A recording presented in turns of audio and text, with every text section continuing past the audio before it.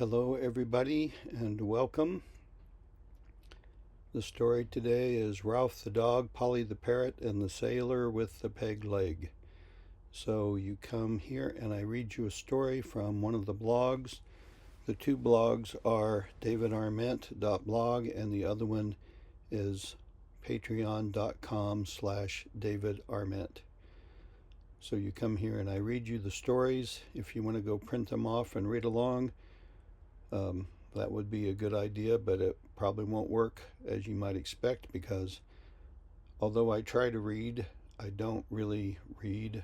I try to remember, and my mind fills in blanks that aren't there, and I kind of wander off script. So it's kind of reading and it's kind of remembering both at the same time. Today things look different because I'm not in my studio. I'm in our camper. You can see aluminum behind me, which would give you a hint as to what kind of camper it is. I've turned off all the fans, so hopefully the noise will be kept to a minimum. However, we are in a campground where we are very close to the other campers, so you might hear a door slam or something like that. And I will try to just keep going, although I've tried to record this a couple times. One time Pam decided she needed to come in and use the bathroom, so I had to stop, of all things. So anyway, this is the story. Ralphy the dog, Polly the parrot, and the sailor with the peg leg. I've already told you about Ralphy. Do you remember? It was in a previous post. Ralphy was run over by a trash truck. He was my pet, and I'd had him for a long time. I loved Ralphy. When you love someone or something the way I love Ralphy, sometimes the strangest thing will make you think of them, and grief will sweep over you. Maybe you will see your neighbor with their dog, or you'll see the trash truck, and it will trigger memories of Ralphy, and then I will be sad. Once in a great while, someone will say to me during my mournful moods, "What's wrong with you? You look sad. Is everything okay?" And then I'll say something like, I'm thinking about my dog Ralphy. He was killed by a trash truck, and I just saw a trash truck. So it made me think of Ralphie, and now I'm sad. I sometimes wonder if I can go on. And you let your voice drift off into the void of nothingness. Tears might be a nice touch, but they never come when you want them to. And then they might say, "Oh gosh, that's terrible. I didn't even know you had a dog." And then I might say something like, "Well, Ralphie was my pretend pet." This confuses most people, including my dear readers who read about Ralphie's demise in a previous post, but there were no cards of sympathy, no emails to say how sorry they were at his passing, no texts, no letters. And, I kind of understand how difficult it is for some people to comprehend the grief for a deceased pretend pet. But I want you to know the grief is real as it can be when a thing you love was in your mind. But isn't that where a lot of grief, or all grief, it's the root of all grief, the things that are in your mind? So who's to say that one's person grief is no more or any less sincere than another's? We live in a managed community, and you can't have a real dog. A real dog requires approvals, and then there's a deposit, and they increase your monthly payment. And of course you have to clean up after the pet. So dogs are a real problem for us. Plus, my wife is not a dog person. So Ralphie was perfect. Until he got run over by the trash truck. I blame myself, really. He was supposed to be on a leash. I had just a little bit of trash that I wanted to put in the trash bin, and I could see the truck coming up from down the street. So I tried to get out the door with this trash in my hand, one elbow against the door, and Ralphie squirted out between my legs. And of course, being a dog, he couldn't help himself. He had to chase the truck, and that's how he got hit. It seems like only yesterday. And it's also clear, this awful thing that didn't happen. It's also clear in my head. So I did have a real conversation with the trash truck driver, and he was kind of confused. I asked him if he would slow down and be careful to ensure that he didn't hit anything or any pets. It didn't seem to help. He drives just like he always did. So after Ralphie passed, I wondered if I should replace him with another pet. And since he was imaginary, really the sky's the limit as to what kind of pet it could be. So I was thinking about a parrot. You know, they're really colorful, and they can talk. And I think it would be nice to have a pretend parrot that could talk. But I'd probably have to get a pre-trained parrot, because I'm taking a new job on Monday and I just have a lot on my mind, and I don't think I have the time to train a parrot to talk. Plus, even though I would like to hear a pretend parrot talk, I don't talk much myself. So how would I train a parrot to talk if I don't talk much myself? That's kind of a quandary, a puzzle, and a problem. So I thought maybe I could get a pre-trained parrot from a sailor, because you know sailors have parrots. You know that because you see the pictures of the sailors with a parrot on their shoulder, and the sailor's got a patch on his eye. So I was thinking about getting, you know, a parrot from a sailor. I'm sorry, I'm laughing because there's light bouncing off the windshield of the truck hitting me in the face. The problem with a parrot from a sailor is that those sailors tell nasty jokes. In the written blog it says body, but I don't know how you pronounce body. So I'm just going to say nasty jokes. There would be nasty jokes, jokes like sailors tell one another when the tall ships ruled the waves. I would enjoy those, but my wife, she would not at all. And maybe most visitors wouldn't either. Excuse me.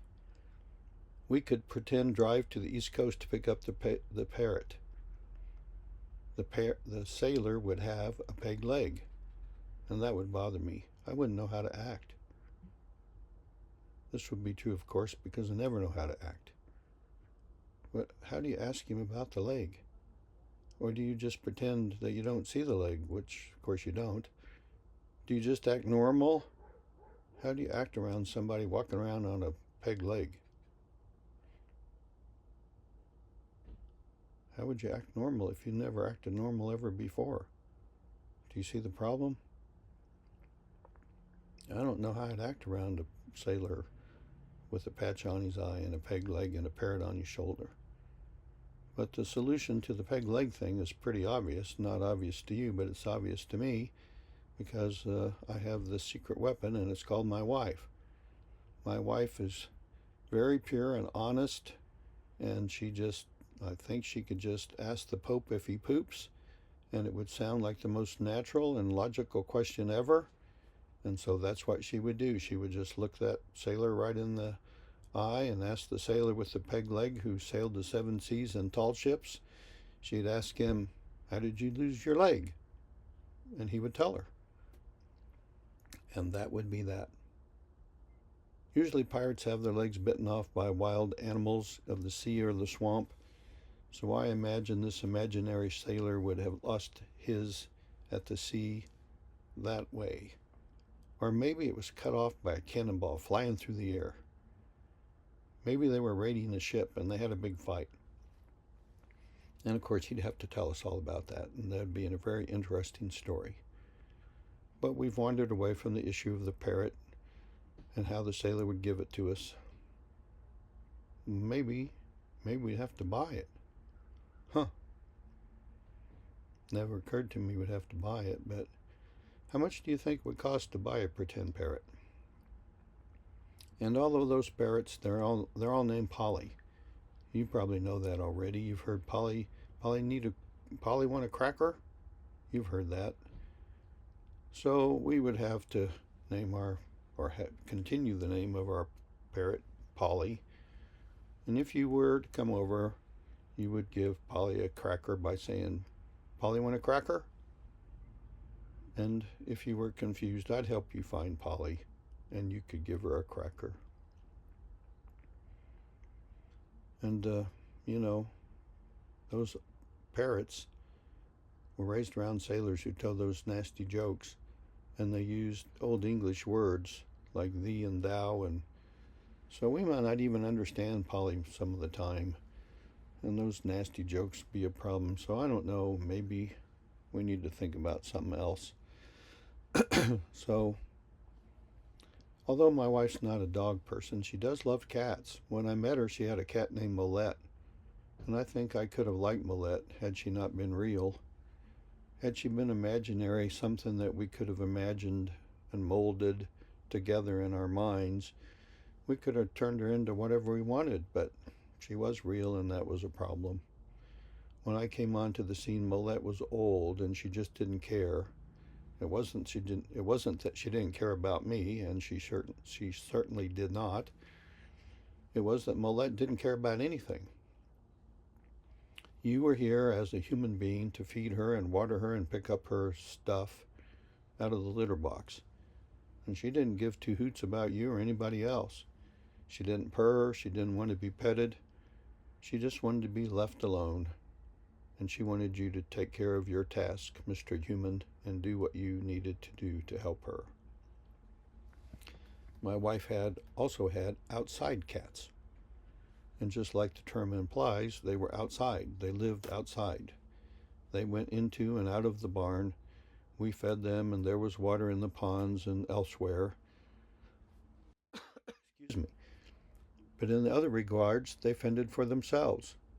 Some of them were loners, and others wanted to be petted, and still others tolerated being petted.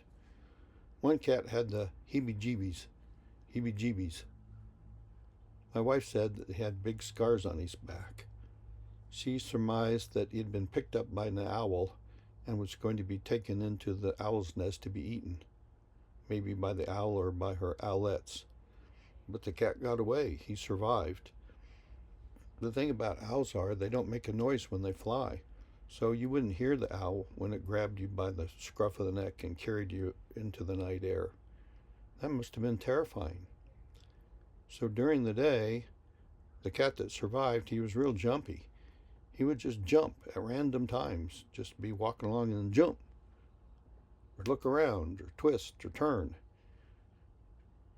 He didn't have a neck that popped just like mine did, but anyway, he was real jumpy. He would twitch and he'd look around. And this cat reminded me of my dad, how my dad acted in church. I only saw him in church a couple times. It was a pretty rare event, and it was a mystery to me why he was there at all. He must have lost a bet, or more likely been blackmailed by my mother to go to church. And my mom didn't go all that often, so to see my dad in church, I mean, it was really rare. In any event, my dad acted like that cat. I think maybe he thought the Holy Spirit was going to come down and grab him by the scruff of the neck and swoop him up to the pearly gates where Peter was waiting there to punch the tickets for people who were going into the underworld, or open the gates for the people who were going into heaven. So my father was jumpy because he didn't want the Holy Spirit to swoop him to anywhere. He was twitchy. Or maybe he thought there might by chance be some women there from the tavern, and they would be pointing at him and saying, "There he is, right there," and then tell everybody about his misadventures. I don't know. I don't know why he was there, and I don't know why he acted that way. So maybe a cat would be a good pet for us. And as I said, I'm taking on a new job on Monday, and I read in the newspaper they're interviewing for this position as city manager, and I think I'm just going to skip the lengthy and unnecessary interview process. So I'm not really sure when I'm going to have time to get a pretend cat.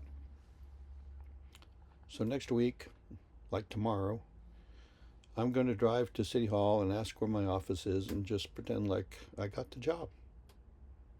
You know, this happens all the time. You've read about it. You've read about these people who they find it's been practicing medicine for 25 years and never, they suddenly discover he's not a doctor at all. Well, there'll be some person as a psychiatrist telling people what to do with their lives, and he's not a psychiatrist at all. So I think maybe I could pull this off. Maybe I could just go to City Hall and pretend to be the manager. Or maybe I could be the real city manager. Or maybe I could be both at the same time. So if you come over to our house, or if you come over to the city manager's office, and I appear to be petting a cat, just go along. I mean, you must know what it looks like for somebody to pet a pretend cat. And if you want to pet him too, and you ask real nice, then I'll let you. I'll let you pet the cat. So that was the story of Ralphie, Polly the parrot, and the peg-leg sailor. I hope you come back, and we'll do this again in the not too distant future, but probably not in the trailer. So I hope you had an enjoyable experience. And now I have to figure out how to turn this thing off.